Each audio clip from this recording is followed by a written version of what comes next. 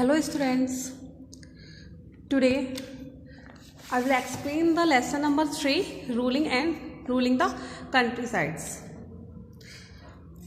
Our first topic, the company become दीवान.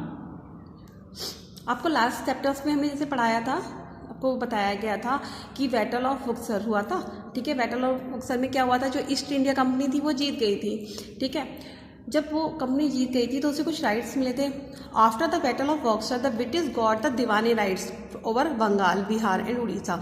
जब वो लोग जीत गए थे तो उन्हें क्या मिला था, दीवानी राइट्स मिल गए थे बंगाल, बिहार और उड़ीसा के. That is the rights to collect the land revenue, जिसमें वो क्या कर सकते थे, लैंड रेवेन्यू को कलेक्ट करते थे.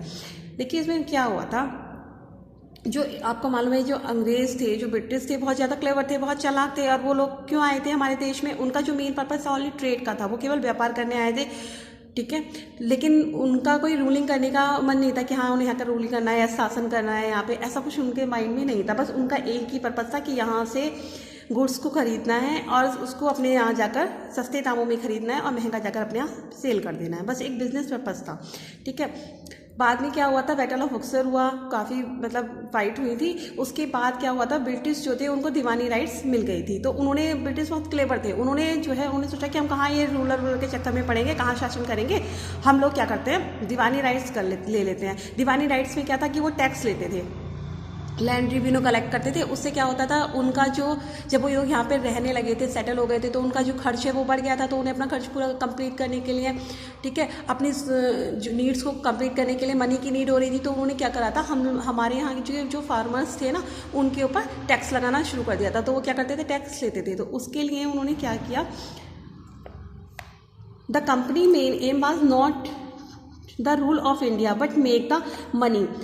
मनी, जो कंपनी थी उसका जो एम था वो पैसा कमाना नहीं था, वो रूलिंग करना नहीं था, यहाँ पे शासन करना नहीं था, बस मेक द मनी बनाना था. Tax were collected to them by the company appointed deputy नवाब.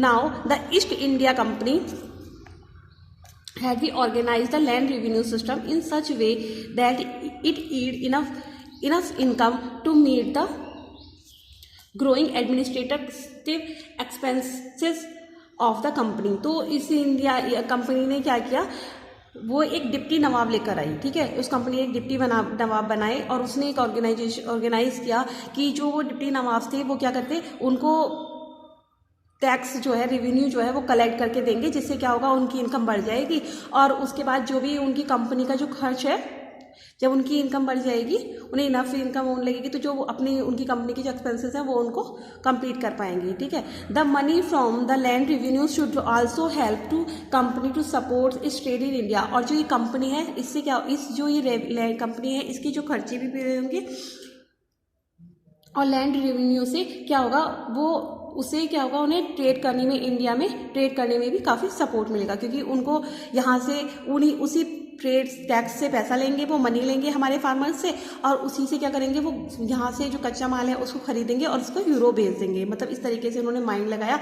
उनका मेन पर्पस यहाँ पे रूलिंग करना नहीं था. ठीक है, वो क्या करना था, केवल पैसा कमाना था. The British introduce 3 land revenue settlement in India. उन्होंने 3 लैंड रेवेन्यू सेटलमेंट्स इंडिया में शुरू किए थे.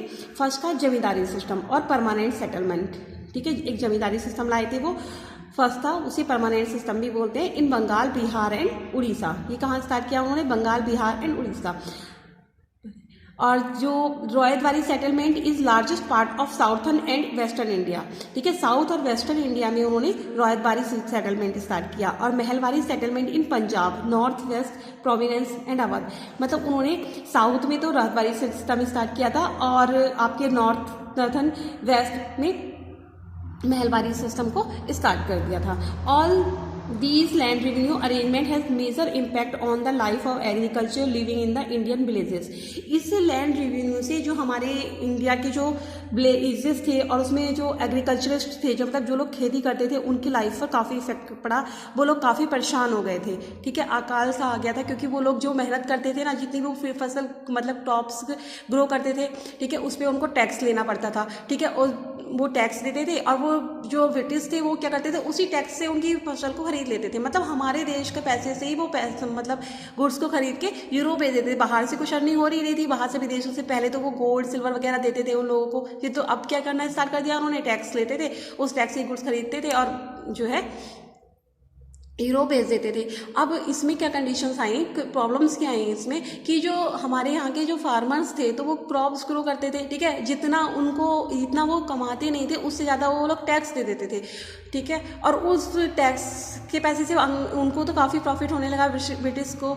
लेकिन हमारे यहाँ के जो किसान थे वो बहुत ज़्यादा परेशान हो गए थे, उनकी लाइफ बिल्कुल डैमेज होने लगी थी, ठीक है, एक तरीके का अकाल आ गया था। अभी आपको इसे नेक्स्ट टॉपिक्स में एक्सप्लेन करेंगे।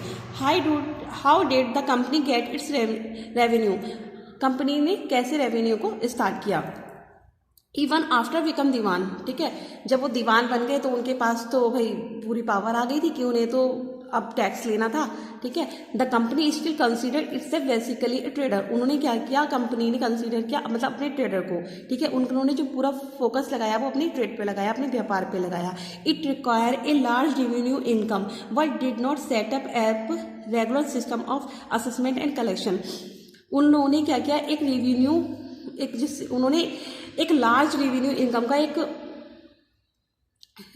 रिक्वायर किया, जिससे क्या हुआ, बट वो उनका जो रेगुलर सेटअप था और कलेक्शन करने का जो सेटअप था वो सेट नहीं हो पा रहा था, कि मतलब वो कैसे उनसे सेटअप करें, मतलब कैसे उनसे किस वे में टैक्स ले, ठीक है। Effort were made to increase the revenue as much possible to buy the cotton, fine cotton and silk cloth at cheap rate. वो क्या करते थे, उन्होंने इंक्रीज द रेवेन्यू को इंक्रीज कर दिया, और वो पॉसिबली मतलब कॉटन और सिल्क को क्या करने लगे, चीप रेटों में खरीदने लगे। अब वो क्या करते थे, हमारे किसानों से जो भी क्लॉथ और कपड़ा लेते, चीप जो भी मटेरियल लेते थे, कॉटन सिल्क ये सब क्या लेते थे, बहुत ही सस्ते दामों में लेते थे, और ऊपर से उन पर टैक्स भी लगा देते थे। तो इससे क्या हुआ कि जो कंपनी थी 5 सालों में जितना वो पहले वर्क कर रही थी उससे डबल, मतलब 5 ईयर्स में ही वो डबल गुड्स को सेंड करने लगी। कहाँ पर, यूरोप में। दे value of the goods brought by the company double in 5 year, ठीक है, जो वो गुड्स ब्रॉड करती थी, खरीदती थी, वो 5 ईयर में भी डबल हो गया। कैसे हुआ डबल, वो आपको हमने बताया कि वो लोग क्या करते थे, हमारे पैसे से ही क्या करते थे, चीप रेटों में टैक्स भी लेते थे और बहुत ही सस्ते दामों में उनका मटेरियल भी ले लेते थे। तो उनकी जो है, उनको कम पैसे में और बहुत ज़्यादा क्वांटिटी में जो गुड्स हैं वो मिलने लगी। The company no longer needed the gold and silver, ठीक है। अभी उन्हें क्या कहती थी, वो उन्हें जो गोल्ड और सिल्वर पहले वो देती थी ना, मतलब जो भी वो फार्मर्स से गुड्स को परचेज करती थी, जिस सामान को, उसके बदले में उन्हें गोल्ड सिल्वर देती थी। अब उसको उसकी नीड नहीं होती थी। अब क्या होता था, जो फार्मर्स थे वो उनसे वो टैक्स लेती थी, उस टैक्स से ही वो क्या करती थी, अपना जो गुड्स था वो परचेज कर लेती थी।